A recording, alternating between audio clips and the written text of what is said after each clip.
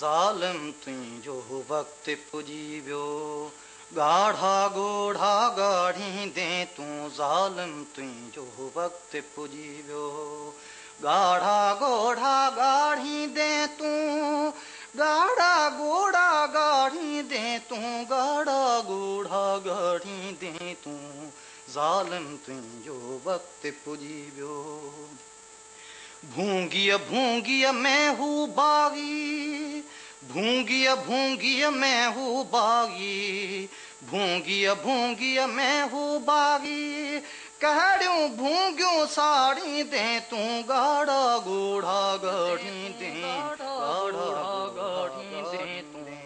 ॻाढ़ा ॻोढ़ा ॻाढ़ींदे। पापी पंहिंजे पिरकारनि जा पापी पंहिंजे पिरकारनि जा पापी पंहिंजे पिरकारनि जा कहिड़ा पन्ना फाड़ींदे तूं कहिड़ा पन्ना फाड़ींदे तूं ॻाढ़ा ॻोढ़ा ॻाढ़ींदे तूं ॻाढ़ा ॻोढ़ा ॻाढ़ींदे। गीत बग़ावत जा विया लिखजी गीत बग़ावत जा विया लिखजी गीत बग़ावत जा विया लिखजी कहिड़ा काग़ज़ साड़ींदे तूं कहिड़ा काग़ज़ साड़ींदे तूं ॻाढ़ा ॻोढ़ा ॻाढ़ींदे ॻाढ़ा ॻोढ़ा ॻाढ़ींदे। ज़ालिम तुंहिंजो वक़्तु पुॼी वियो। ॻाढ़ा ॻोढ़ा ॻाढ़ींदे तूं ॻाढ़ा ॻोढ़ा ॻाढ़ींदे तूं ॻाढ़ा ॻोढ़ा ॻाढ़ींदे। मोरे मेहर दादूअ में ढाटीअड़ा पुट ढोल कुठा मोरे मेहर दादूअ में रत सां रंगियल राणनि जा रत सां रंगियल राणनि जा भेणुनि भुणकी लाश ॾिठा मोरे मेहर दादूअ में ढाटीअड़ा पुट ढोल कुठा मोरे मेहर दादूअ में। मोरई मेहंदी अमर आंदी अॼु त उमेदुनि खां थी वांदी मोरई मेहंदी अमर आंदी अॼु त उमेदुनि खां थी वांदी हिन त क़बूली रत जी मेहंदी हुन त क़बूली रत जी मेहंदी सिंध अमर जे दिलि वटां मोरे मेहर दादूअ में ढाटीअड़ा पुट ढोल कुठा मोरे मेहर दादूअ में रत सां रंगियल राणनि जा रत सां रंगियल राणनि जा भेणुनि भुणकी लाश ॾिठा मोरे मेहर दादूअ में। ॾाढ ॾकीरो ॾकिया न ॾाहिर घोटनि लहंदियूं वञियूं ॿाहिर ॾाढ ॾकीरो ॾकिया न ॾाहिर घोटनि लहंदियूं वञियूं ॿाहिर सेजूं सारे कीअं न सुहाॻिण सेजूं सारे कीअं न सुहाॻिण जिन जा मोटिया की न मिठा मोरे मेहर दादूअ में ढाटीअड़ा पुट ढोल कुठा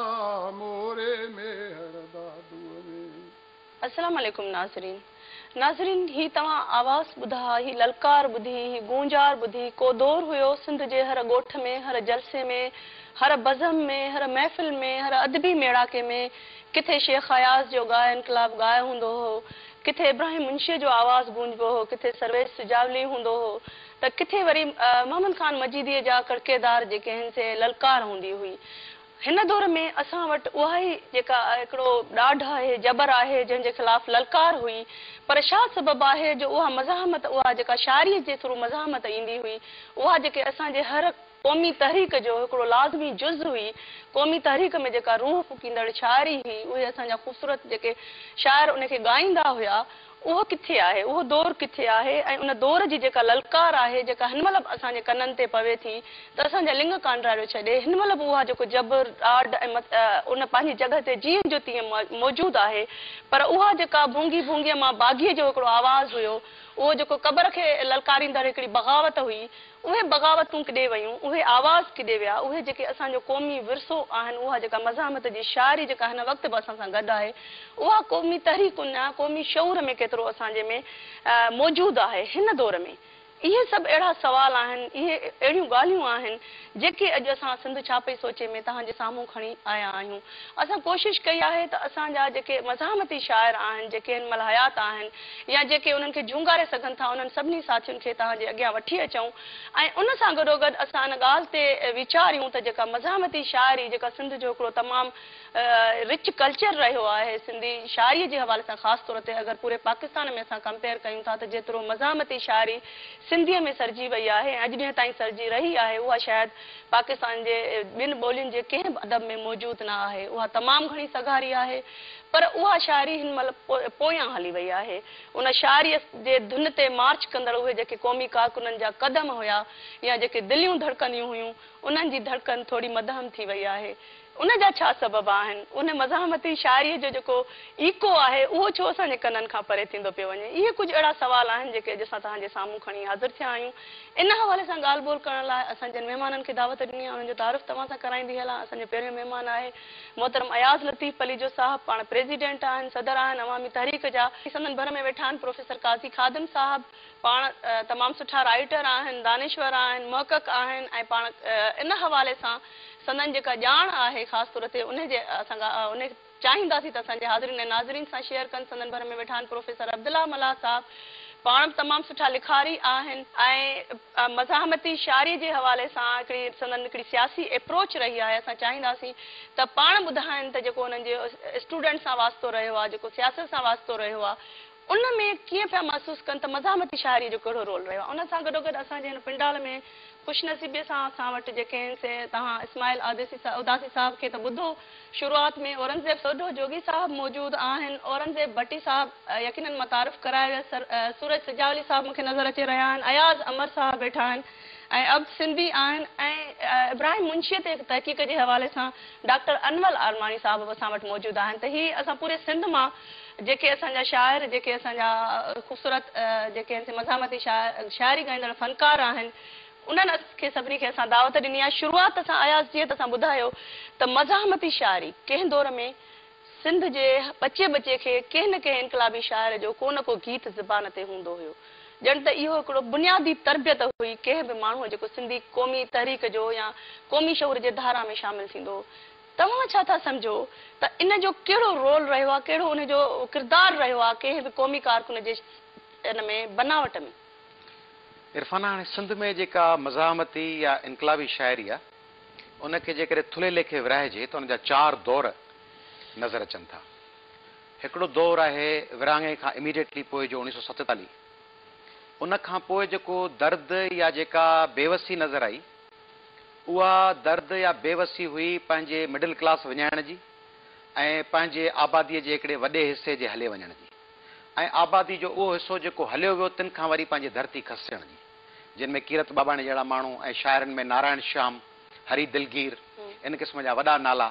अलाए कहिड़ी घड़ी शाम उन मां निकितासीं, वतन वरण त छा सरहद ॾिसण नसीब न थी,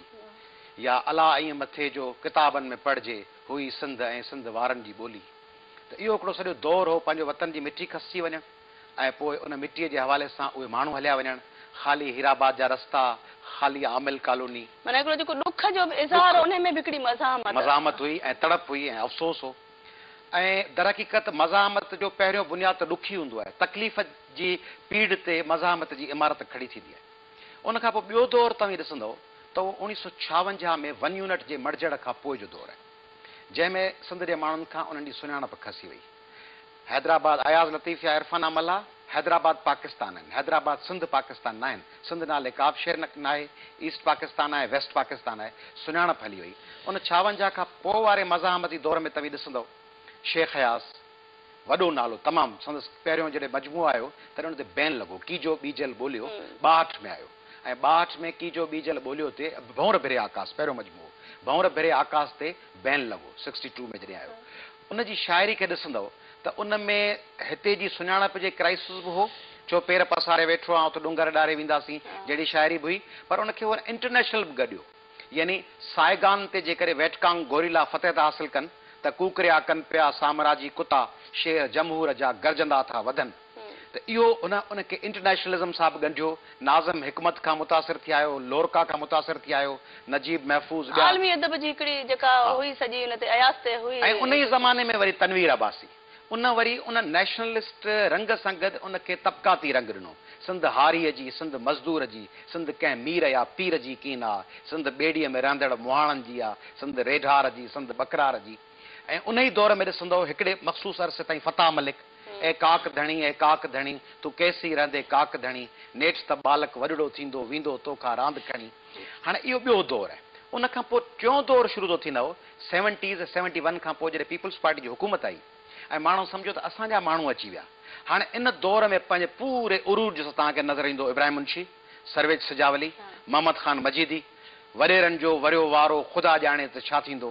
न ललकारियो असां मर्दनि मथेरनि खे बाड़ी बाड़ी मशल ॿारण ॾेई ॿारे विया इब्राहिम मुंशी या सरवेज त इहे वरी उन में मोहम्मद ख़ान मजीदी जो पंहिंजो रंग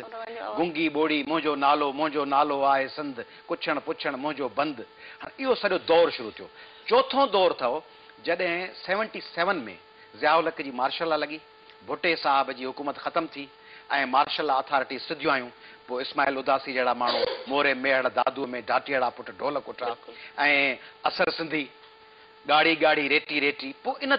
चइनी दौरनि में सिंध जी पॉलिटिकल पार्टीज़ जा वर्कर उन सॼी शाइरी खां इन्फ्लुएंस थींदा हुआ ऐं उहे शाइरीअ खे जवाब में इन्फ्लुएंस बि कंदा हुआ पर उन्हनि लाइ जेको कूत हो जेको गुज़रान जो ज़रियो हो जेको जिदोजहद में वेसा जो हिकिड़ो बुनियादु हो सा इहा मज़ामती शाइरी पैदा कई ॾाढो ख़ूबसूरतीअ सां अयास काज़ी ख़ादिम साहब डिफाइन कयो हाणे हिकिड़ी ॻाल्हि जेका अयास जी ॻाल्हियुनि मां लॻे पई त मज़ामती शाइरी जेका आहे उहा जुड़ियल आहे क़ौमी तहरीकुनि सां त जेकॾहिं समाज में तहरक आहे त मज़ामती शाइरी अचे थी इन हवाले सां तव्हां छा ॿुधाईंदो त छा शाइरी तहरीकूं जनरेट पई करे या तहरीकुनि जा माण्हुनि ते शाइरनि ते तख़लीक़कारनि ते असर थियनि पिया तारीख़ जे जेकॾहिं पर्सपेक्टिव में ॾिसूं था त शाइरी तमामु अवाइली दौर खां मौजूदु आहे बिल्कुलु नसर खां घणो अॻिते नसर पहिरीं त सदरी हूंदो माना यादि जेको हूंदो ज़बानी ऐं लिखत में तमामु देरि सां आयो आहे छो जो लिखत जे लाइ के शयूं कोन हुयूं जेकर नौशेर नादिर जा 12 कुतबा त उहे पथर ते उकिरियल ॿुध जा जेके आहिनि कौल पथर ते उकिरियल आहिनि उहे केतिरा हूंदा त पथर ते किताब जेकॾहिं मुंहिंजो छपिजे 100 पेजनि जो किताबु 100 पथर त तव्हां किथे रखंदो उन वक़्त में पथरनि ते लिखियल हूंदियूं शयूं ऐं पोइ वरी पना ठहिया पोइ हेठि बहरहाल शाइरी जेका आहे ऐं मुसवरी इहे 2 शयूं जेके आहिनि मौसीक़ी तंहिं करे आउं घणो करे शाइरीअ खे फाइन आर्ट सां ॻंढींदो आहियां शाइरीअ खे आउं लिटरेचर सां त आहे पर फाइन आर्ट्स सां ॻंढींदो आहियां लिटरेचर जो फाइन आर्ट्स शाइरी आहे लफ़्ज़नि में मुसवरी आहे तंहिं करे पहिरीं ॻाल्हि इहा त शाइरी सिर्फ़ु मज़ाहिमती शाइरी जो नालो न आहे शाइरी आहे ॾिसो पहिरियों इहो आहे इहो तइ थियणु खपे त शाइरी सिर्फ़ु मज़ामत न आहे शाइरी त शाइरी आहे जेकॾहिं जंग जे वक़्त में हूंदी त मज़ाहिमत हूंदी जेकॾहिं तकलीफ़ जे वक़्त में हूंदी त मज़ाहिमत हूंदी जेकॾहिं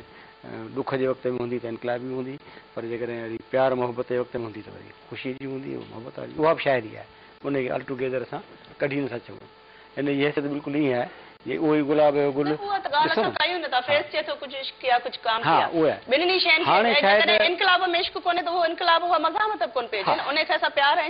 आहे त हिकिड़ो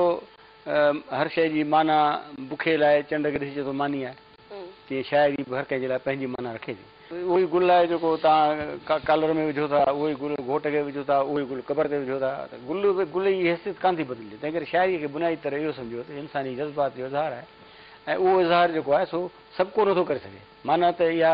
इन जी कैफ़ियत कुझु मुख़्तलिफ़ आहे जेको हींअर हिननि शेर पढ़िया जेकॾहिं मां इहे ई साॻियूं शयूं चवणु चाहियां त मां न चई सघंदुसि नसर में चई वेंदुसि पर जेके हींअर तंहिं करे शाइरी हमेशह जज़्बात खे उभारण जो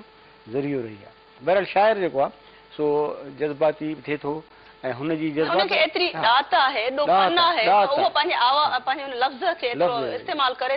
जॾहिं शाइर रद अमल बि जज़्बाती माण्हू ते जल्दी थींदो आहे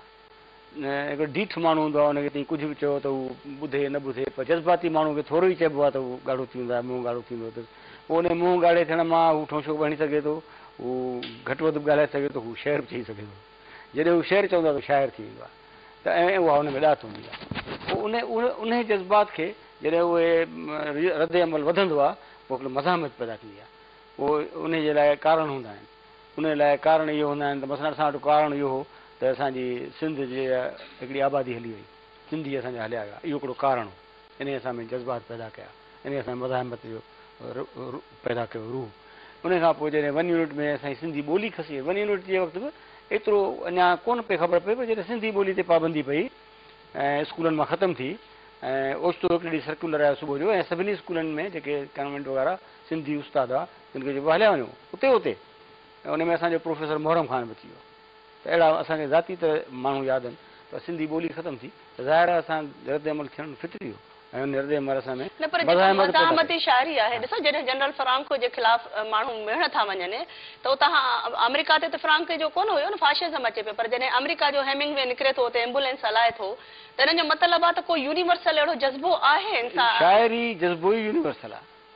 शाइर जेको बि आहे जिते बि आहे हू यूनिवर्सल आहे। ॿोली कहिड़ीअ में पैदा थिए थो, हीअ त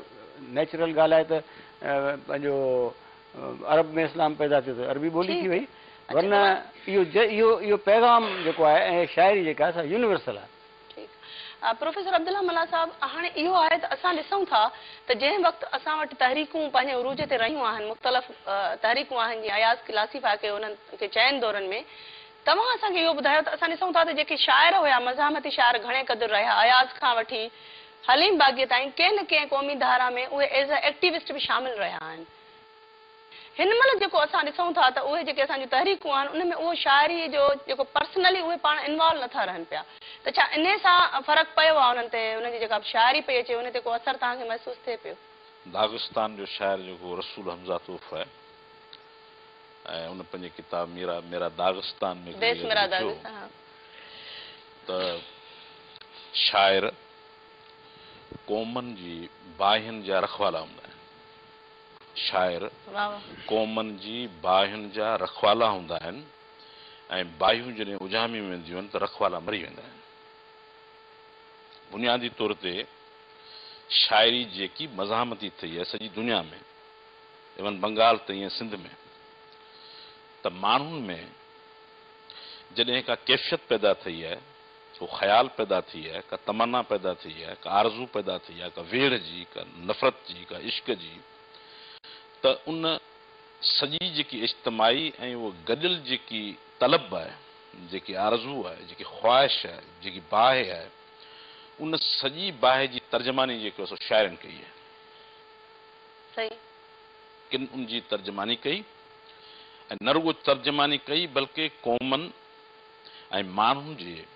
उन तसवरनि, उन्हनि ख़्याल, उहे तसवर, उहे ख़्याल जेके निज़ाम खे तब्दील करण जा ख़्याल, निज़ाम खे तब्दील करण जा ख़्याल,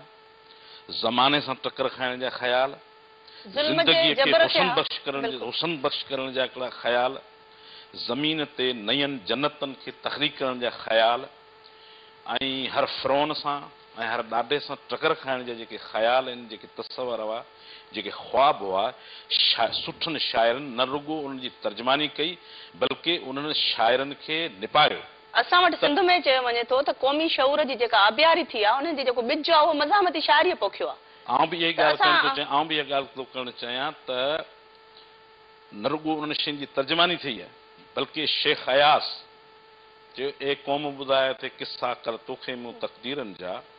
अॼु बाग़ी बाग़ी जे सिर ते थो ताज ॾिसां ताज़ीरनि जा, को कीअं न डोड़े मक़तल ले रत में ख़ुशबू मेहंदीअ जी, को कीअं न मोटे ज़िंदा ॾे था ज़ुल्फ़ चिकीन ज़ंजीरनि जा, को कूड़ा कांयर कड़कनि था ऐं लाश हवा में लड़कनि था, पर ॻाढ़ा झंडा फड़कनि था, रंग ॾिठे रहिजी। त इहो उनखे असां वरी कंटिन्यू कयूं था, हिन सां रिलेटेड आयो त कंहिं दौर में ज़ंजीर जे कंहिं से ज़ुल्फ़नि जहिड़ा हसीन हुया। छा सबबु आहे हिन महिल हिन वक़्तु कंहिं बि समाज मां ॾाढ ख़तमु कोन थी आहे? उहो ई वॾेरो शाही आहे जीअं तव्हां चओ था त इब्राहिम मुंशी ललकारियो वॾेरे खे, सर्वेश सिजावली जी शाइरीअ में वॾेरे जे ख़िलाफ़ ललकार आहे, जिथे जेके मक़तल में मेहंदीअ जी ख़ुशबू हुई, उहे जेके ख़ूबसूरत ख़्याल हुया जेके माण्हू खे हिकिड़े इनकलाब ॾांहुं तब्दीली ॾांहुं वठी विया, उहे ख़्याल त हिन महिल पंहिंजी जॻह ते अयाज़ जी शाइरी त हिते जो हिते मौजूदु आहे, उहा किॾे वई आहे? त छो असांजी जेके सियासी कुवतूं आहिनि उहे उनखे इन तरीक़े सां यूज़ नथा पिया कनि? छो उन्हनि मां छो स्टेमिना, उन्हनि मां छा उहा जिदोजहद ख़तमु थी वई आहे? हा न इन ॻाल्हि जा सवाल जा ॿ पासा आहिनि इरफाना। हिकिड़े पासे ईअं आहे त वाकई शयूं घटिजी वियूं आहिनि, जेका तव्हांजी ॻाल्हि सही आहे। ॿिए पासे आहे त ॿिए जाइ ते मज़ामती शाइरी त हिकिड़ो विरसो आहे जेका असां सां गॾु आहे, उहा केॾे कोन पियो। मसलन हिकिड़ियुनि पॉलिटिकल पार्टीज़ ऐं हिकिड़नि काफ़िलनि में उहे शयूं ईअं जो ईअं इंटेक्ट आहिनि। उहे जॾहिं 46 ॾींहं पंधु हलनि था त हर राति जॾहिं सफ़र पूरो कनि था तॾहिं इनकलाबी नज़मुनि सां कनि था। कंदकोट खां वठी कराची ताईं हर सुबुह जो आगाज़ ऐं रस्तनि ते पेर लिफूं आहिनि, हकीम हालेपुट जा, मुमताज़ निज़ामाणी जा, ऐं लिफूं पेरनि में शहादतुनि खां अॻु में बि गीत ॻाईंदा ऐं उन्हनि काफ़िलनि में साह विझंदा वञनि पिया। हिकिड़ो पासो इहो आहे। ॿियो पासो इहो आहे त उन्हनि ज़माननि में जॾहिं इहे शाइरियूं सिरजंदियूं हुयूं तॾहिं एक्सपोजर जा या वेंटिलेशन जा ॿिया ज़रिया न हुआ। माण्हू खे कावड़ आहे, शेख अयाज़ आहे, भंवर भिरे आकाश ते पाबंदी आहे, साहिवाल जेल में पियो आहे, ॿी शाइरी पई लिखिजे, ॿी पई सिरजे। तनवीर अब्बासी आहे, फताह मलिक आहे, इब्राहिम मुंशी आहे, सरवेज सजावली आहे, मोहम्मद खान मजीदी आहे, ज़ुल्म आहे, बरबरियत आहे, ॿियो को गस कोन्हे। क़ौमी जलसे में वञिबो, उन क़ौमी जलसे में मिटी मुंहिंजी मिटी आहे जॾहिं पेश कबो त हज़ारे माण्हू हीअं झूमंदा। ॿियो को एक्सपोजर। हाणे ॾिसो अर्ज़ु, हाणे जंहिं माण्हूअ खे नौजवान खे बाहि थी लॻे उहो पहिरियों कमु थो करे जो SMS थो लिखे। हूअं जेकॾहिं पने ते शेयर लिखिया, SMS कड़ी 5000 जे पैकेज सां मोकिलियईं, सॼे मुल्क में हुन पंहिंजी बाहि कढी छॾी। अञा जे बाहि जो थोरो वधीक आहे त वियो फेसबुक ते ऐं ट्विटर ते, उते वञी कंहिंजे ख़िलाफ़ु लिखी तनक़ीद ऐं सभु उन ते शुरू थी विया बहस में। हाणे फेसबुक भरिजी वियो, हुनजी वेंटिलेशन थी वई। अञा जेकर थोरो वधीक लिखियोसि त काविश में कालम लिखी ॾेई, काविश में कालम बि ॾुखियो आहे त हाइड पार्क में ख़त लिखी ॾेई। कंहिं टॉक शो में वेठो, उते 5 टॉक शोज़ में जेके एंकर्स वेठा ॻाल्हाइनि उन्हनि मां कंहिं हुनजे ख़्यालनि जी तर्जुमानी कई। हुन सम्झो त मूंखे जेका बाहि हुई लोड शेडिंग जे ख़िलाफ़ु या बेरोज़गारी जे ख़िलाफ़ु या ॿोॾ मुतासिर, उहो कमु त KTN करे छॾियो या फलाणे एंकर करे छॾियो, उहा कवरेज थिए पई। तंहिं करे जेका बाहि गॾु थिए, कंपाइल थिए, उहा हिक ॿिए जे मथां गॾु थींदी वञे बेचैनी में। जीअं हींअर ॿोॾ में माण्हू उमरकोट में फाथो पियो आहे, मीरपुर ख़ासि बदीन, उनखे वेंटिलेशन जो को ज़रियो न मिले, उनखे हड़ न मिले, ॻोतरी न मिले अटे जी, पोइ उहो बाहि में गॾु थिए, उनखे को शाइर फील करे। ऐं ॿियो जेके इंतिहाई माज़रत सां जेके शाइर अदीब हुआ उन ज़माने में, उन्हनि जो को मुतबादिल सोर्स ऑफ इनकम हो, तंहिंजे करे उहे उन्हनि जो रोज़गार ॿियो हो। तव्हां सम्झो था इरफान, रोज़गार हो। शेख अयाज़ तमामु वॾो वकील हो। शेख अयाज़ क्रिमिनल साइड जो नंबर 1 वकील हो। सरवेज सजावली, मुंशी मजीदी या सरकारी मुलाज़िम हुआ या टीचर हुआ या पंहिंजा 5-7 एकड़ ज़मीन हुअनि, हक़ हलाल जी रोज़ी कमाईंदा, उन ते वेठा हूंदा हुआ। तनवीर अब्बासी तव्हांखे ख़बर आहे डॉक्टर हो, प्रैक्टिसिंग लॉयर हो। फताह मलिक शाइर जेको वकील हो। तंहिंजे करे पब्लिशिंग हाउसिस हुआ। उन वक़्तु शाइरनि जी ॻोल्हा इहा न हुई अदीबनि शाइरनि जी त का नज़म लिखी फलाणो वज़ीर वेठो आहे उते नज़म पढ़ी, जीअं जलाल कोरी जो अदीबड़ा गरीबड़ा, उन दौर में उहे अदीब हुया, उहो नंढड़ा हुआ, वॾी लेवल जा न। लैंग्वेज अथॉरिटी, अदबी बोर्ड जे पोयां लटकणी लॻो पियो हुजे, सचल चेयर, लतीफ़ चेयर, उते नौकिरी वठिजे। उते टारगेट वॾो, टारगेट कहिड़ो? अयूब, टारगेट हो ज़ियाउल हक़। हिते त फ़र्क़ ई कोन्हे न, बाइफर्केशन ई कान्हे। जहिड़ो मुशर्रफ तहिड़ी मौजूदा हुकूमत। नाज़रीन, असां सां गॾु रहिजो, थोरी देरि में हाज़िर थियूं था। टाइम थी वियो आहे नंढड़ी ब्रेक जो।